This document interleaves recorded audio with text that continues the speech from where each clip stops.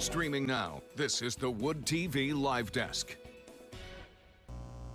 And good morning, everyone. Phil Penarski here with the Wood TV Live Desk. Hope you're having a great start to your day. The city of Portage has brought back a very timely event this weekend that aims to get the community really involved, especially during the Halloween season. The second annual Tricked Out Home contest is now underway, and you can actually check out some of the scariest decorated houses in all of the city of Portage. Pat McGinnis joins us now to talk a little bit more about the competition. He is the city manager for the city of Portage. Pat, thank you so much for being here today. Thanks for having me, Phil. It's nice to be here. Oh, absolutely. And just sort of starting off for people that may not be familiar, it is in its second year, of course. Give us a little bit of an overview of the competition, kind of what you guys are looking for. The houses that are involved, up to 19 of them are part of this year's competition, correct? Yeah, that's exactly right. We last year were just talking among staff about the proliferation of Halloween decorations. It's starting to really heat up well in advance of the holiday. We start seeing people decorate their homes and businesses with all kinds of creepy things. And so last year, talked to City Council and Mayor Patricia Randall about maybe recognizing those residents. We've confined it to just residential uses and trying to get a little recognition and say thank you to those people that pour a little extra spice on our holiday by decking out their yards in weird and creepy ways. So last year we had a great response. Had a whole bunch of them. I don't remember exactly, many fewer. I think we maybe had 9 or 10 of them last year sign up. And the winning entry was really a fantastic, almost a remodel of the guy's whole house to look like a castle. But this year we've got 19, as you mentioned, that have signed up, and we've got a really easy to use interactive map set up, and got 3 different local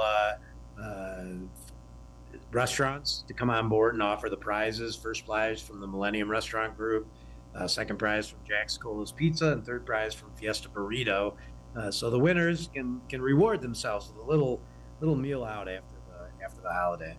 Mm-hmm, absolutely. No, and those prizes is something I do want to get into just a little bit, but you did mention something about, for my next question, Pat, as well, just that interactive map. It kind of gives people that maybe aren't involved in the competition the chance to check out these homes as well. Kind of just talk about the idea behind that and maybe also where people can access that. Well, if they go to the city website at portagemi.gov, that's portagemi, all one word, .gov. It's very easy. It's our lead story in our news feed there, so you can see the Tricked Out Homes 2 competition. And there's a nice, very easy to use map. And I think the idea, at least the value I put in it, is you can take a look at them online. If you're unable to get out and see them in person, you can look online, and everybody submitted a bunch of pictures of their entries, so you can see what they look like on that map, all 19 of them, and they're geographically placed around town.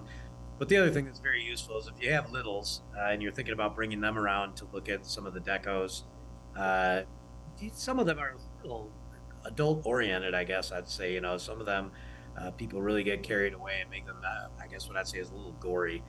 So it might be a good idea for parents to kind of take a look at that map and look at some of the pictures and make sure they know what they're getting into before they pull up in front of one of the more maybe extreme displays that are out there, because a couple of them are quite striking. I don't know how else to put it, Phil. It's something that made me kind of catch my breath in a couple cases. I was surprised that the creativity and I guess the rather gory intent of some of these are kind of stark. So keep that in mind when you take a look at the map.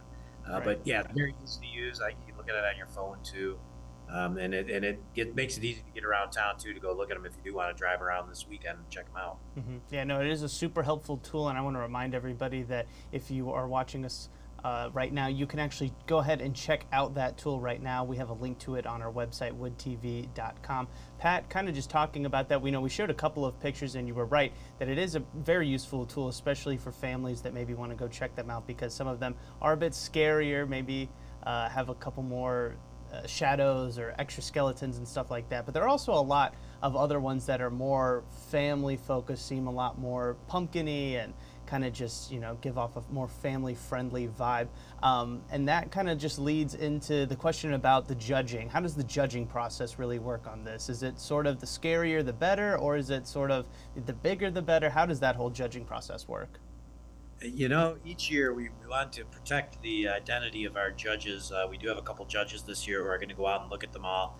And so, we just left it up to them. Say whichever ones are your favorite displays. So whatever they decide is what they feel. But I'm thinking just the more creative and unusual is what they'd be looking for. Something that makes them smile and laugh. They may very well be, fair. I know actually last year I was one of the judges, so I can speak to where I was coming from.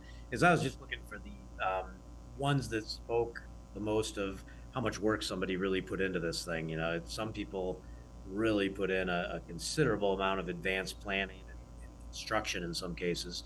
I think the judges would look for level of effort as well as the creative flair. Now, I don't know, scarier the better or family friendly. A lot of our cartoon characters that people will recognize, that sort of thing. And I know I wouldn't submit my house as one, but certainly the decorations that my wife and I put out are, we've got some real little kids in the immediate neighborhood, so we made sure we put out some real happy, fun-looking decorations. Absolutely. And Pat, just talking about, you mentioned it a little bit ago. And I know I wouldn't submit my house as one, but certainly the decorations that my wife and I put out are, we've got some real little kids in the immediate neighborhood, so we made sure we put out some real happy, fun-looking decorations.